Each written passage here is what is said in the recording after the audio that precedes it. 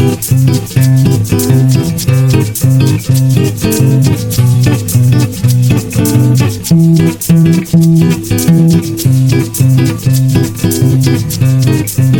Black Book, and originally it wasn't a cover, but the pictures turned out so incredible that they turned it into a cover.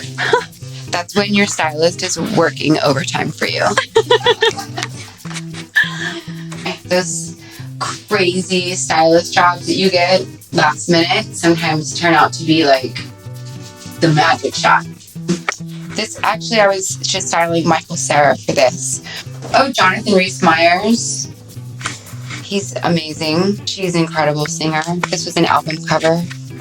Audrina was hosting the carpet for the VMAs, and I put her in Isaac Mizrahi I stacked all these Judith Lever belts. The zipper zipped right off the dress. Had to sew her into the dress. It was pretty intense. But I also live for those moments, you know?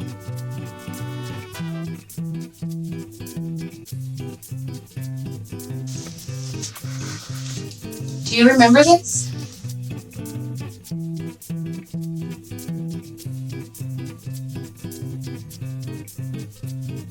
So I am here today with Miss Joey Tierney. She is an unbelievable stylist for red carpets and for photo shoots. I just wanted to give you guys a little insight into different people's professions in LA. So I thought I would start with one of my favorite artists and creators that I know, my lovely Joey. My first question for you is, if people watching are interested in becoming stylists, can you give us kind of a rundown of what you would tell someone who wants to become a stylist? I think that with any endeavor, you do your research. And if you want to be a stylist, you seek out stylists that you admire and you like what they're doing. So, if, let's just say, if you discovered me, you would look at my work and you'd be like, okay, I like the lines or the style, or whatever aesthetic it is that that you're seeing that you like, that you're identifying with, that speaks to you. And hit them up and guaranteed you can intern for them. Huh. So you would actually email the person? For sure. In this era, DM them on Instagram and say, hey, slide in the DM. Yeah, and just say, hey, here's my resume, or here's this or that I'm interested in interning for you. Everybody likes their ego stroke. I love what you're doing. Wow. Okay. So if people are feeling a fear about writing to someone that they admire, you're basically saying just go for it. Just do it. And that's actually true just across the board in life. The squeaky wheel gets the oil. I love that. And I love that from my perspective too, because obviously Joey and I are friends, and I get to see how you conduct your business now. And I feel like you still will just, if there's something you're interested in, you want to collaborate with someone, you just write to them. Yeah. And it's fearless. Mm-hmm. I think that through the years of doing what I've learned to love, and this is my dream, I've probably had over, 300 assistants maybe. Wow. Including interns and such. And I still get literally, I'm not even kidding, 2 days ago, I got the sweetest note from a girl that worked for me probably 5 years ago. And I impacted her life, I don't know that every single stylist thinks the way that I do, but I'm an equal opportunist. If you come to me and you seem motivated, then I'm gonna see what you got, And trust me, there was also moments when I have an intern, they'd be like, I don't know, I went to Harvard and I don't know, I don't really package boxes. I'm like, well, then you don't belong in my office. Right, because probably you still package boxes too. I do. There's not much room for ego. No ego, and there's also just so much detail involved. If you can't take up a box, we're in an aesthetic business, so that box should look like how you expect to Receive it. and like you're opening a present, Attention to detail. Details. In everything. Everything. Which you excel at. I cannot even tell you. Details. This woman. Details. Every detail is beautiful. Can you tell me what your favorite part of what you do is? Well, first of all, it's the process.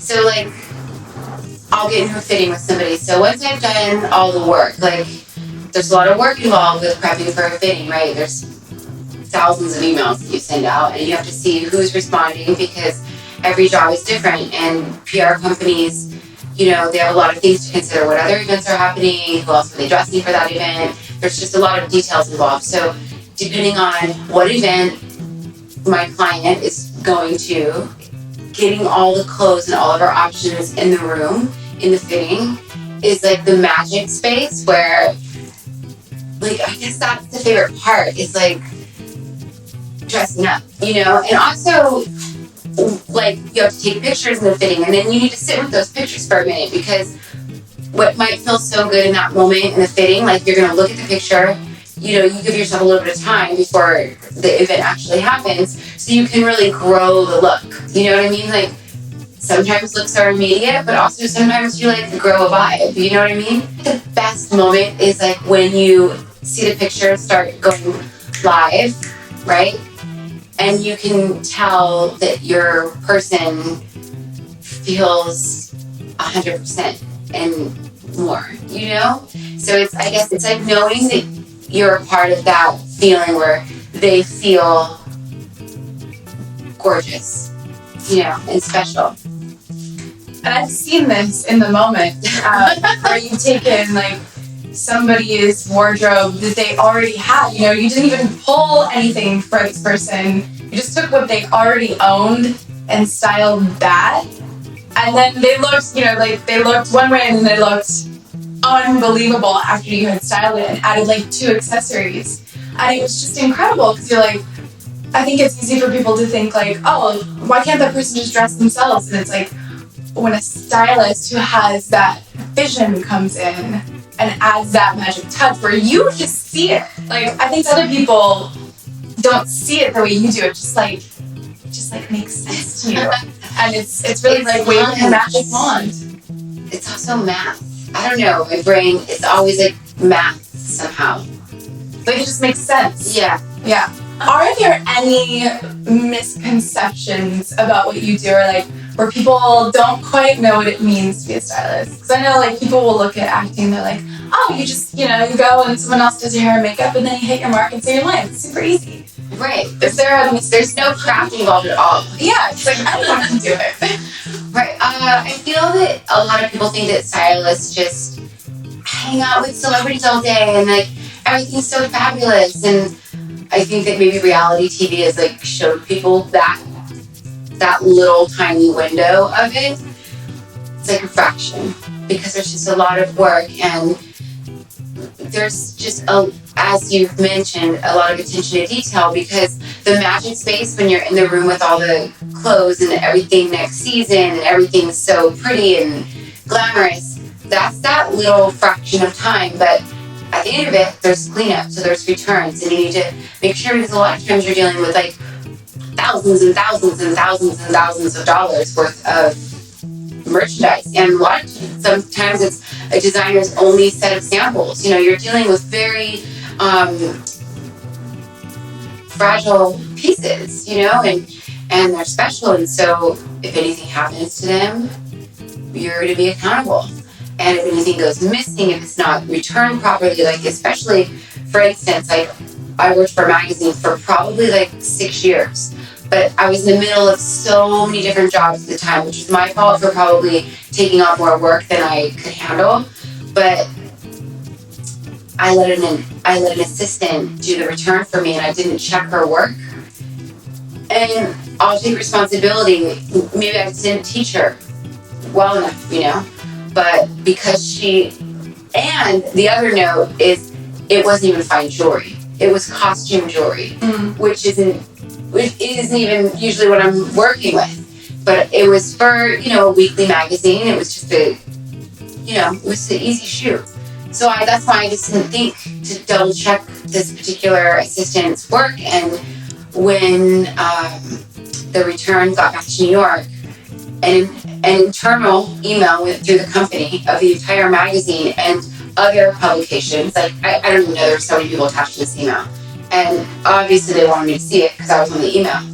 And it was terrible. After working for this company for so many years, one bad return and it was over. Because I didn't, dot my I's and cross my T's.